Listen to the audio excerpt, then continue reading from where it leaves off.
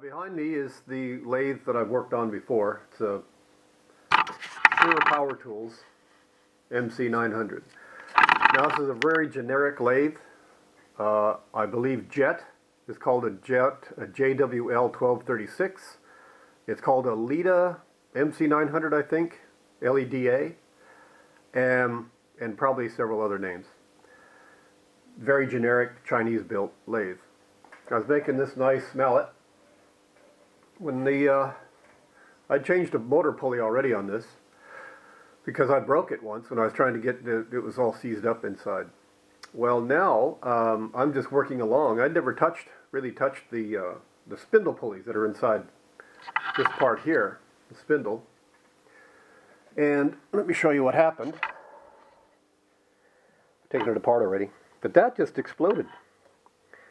Well, exploded. It shattered and pieces were laying inside. I'd ordered parts before online from e-replacement parts, and that worked okay.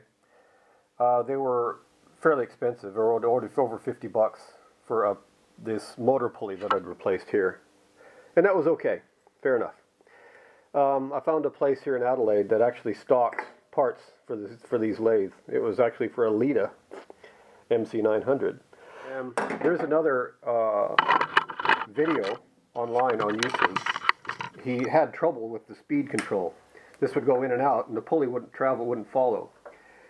I think he may have missed a couple of steps in that this pulley is actually captive on the bearing in there. This is the new set. You can see a snap ring groove right here. It slides inside the bearing that's on that collar here. The snap ring is then holding it to go in and out. It may mean I'll have to press this out of the bearing. I don't know, but it'll all come clear when I'm able to get this collar off. It's quite easy to take off. There's a nut down here. I just got to loosen that behind these wires, make sure it's unplugged, and I should then be able to pull this operator off. But the other video I saw, this was actually a bolt head. This is a hex head, and it's got a lock nut there, which is a hex, which is just a standard nut. Well, it's pretty close to these wires. What I'm going to do first then is to remove that switch. I may actually replace this switch again.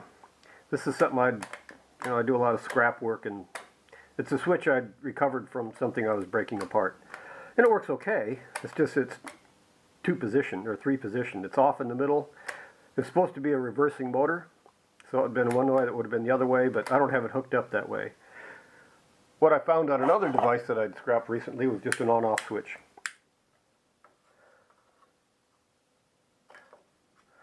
Okay, those wires are nice and safe and out of the way. This lock nut is a 14mm. Now the set screw goes into a slot. I might try to get a little light in here. Better?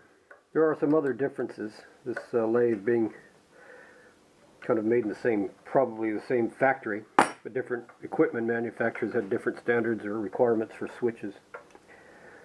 So, but still, all the workings and all the guts on this are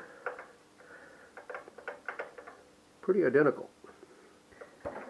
I'm not sure what it's going to take to get this off. That appears to be loose, so I might just have to work them. Oh, there we go.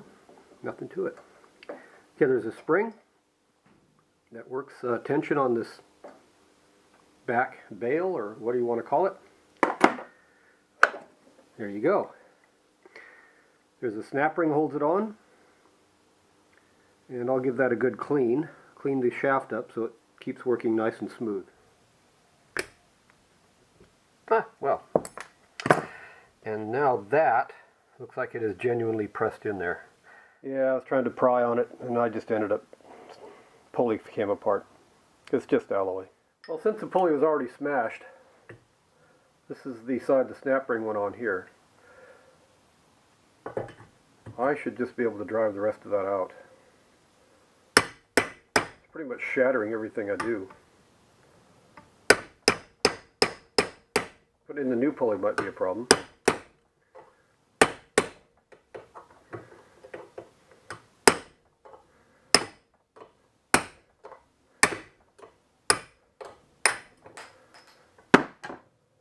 Okay. Now,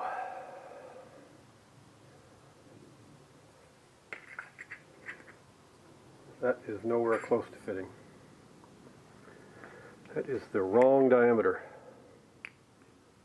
Okay, now what? I've got this put back together. And I was saying before how these parts are interchangeable pretty much between a lot of different lathes. Well, not quite precisely true. That's the 6006 bearing that was in this little piece here. And that was fine for this destroyed pulley. This has a 30 millimeter ID and a 55 millimeter OD. It's a light duty bearing. Well, the new piece is a 35 millimeter boss, so the bearing had to be a 35 millimeter ID, and that meant I had to get a different bearing. So I pressed the old bearing out, put the new bearing in, meant getting another snap ring, because now it's a different size. I also had to make a shim. This new bearing, it's a 6907. This is a 13 millimeter wide bearing, but this new one is only 10 millimeter wide. And I made a 3 millimeter shim. It's 3 millimeters thick, so that meant that this pulley is now in the right position. Okay, not quite that easy, but still, I got a new piece on. It works really good. So it's just reassembly now.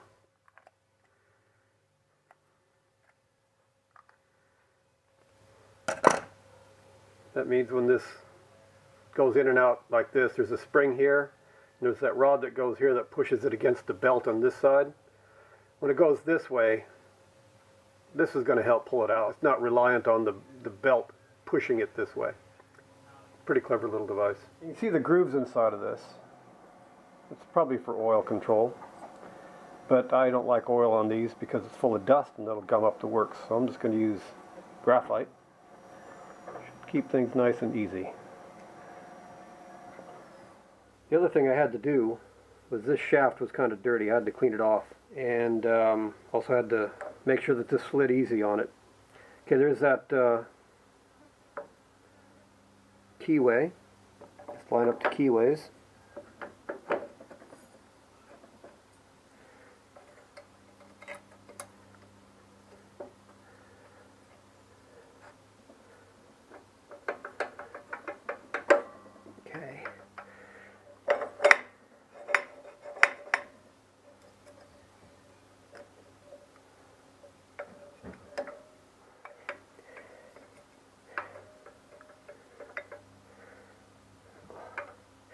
Well, there's a good tip. I can use the operating lever here. Instead of trying to make that inner pulley move to match the rod, I can move this rod to match the pulley.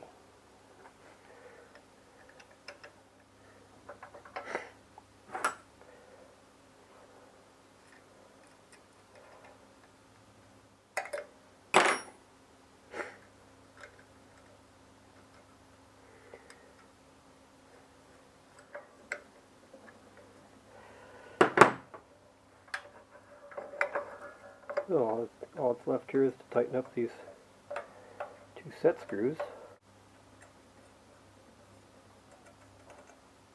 So all I need to do now is put on the belt. Now you see how I've got this. This is actually the fastest speed setting to make this pulley as far apart as possible. And that makes it easy to put the belt on. Get that worked in there. Goes on really nice. Everything lines up because I've got the snap rings in. So here's the test.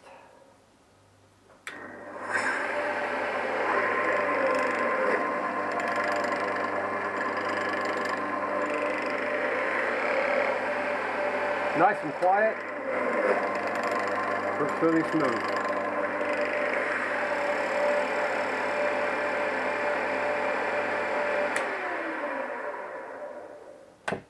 Good. Put the covers on and we're done. I'm working on the power switch as well, so I've replaced that. I'll make up a light power switch plate to fit there in a minute. Let's put this cover on for now.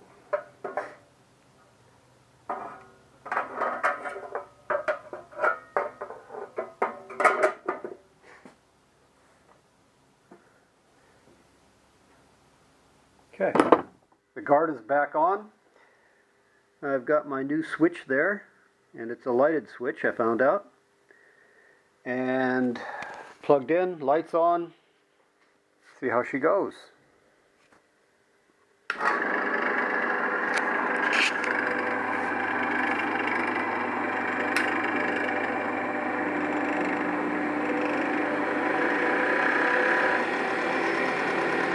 Nice and smooth. Okay, I can finish making my mallet now.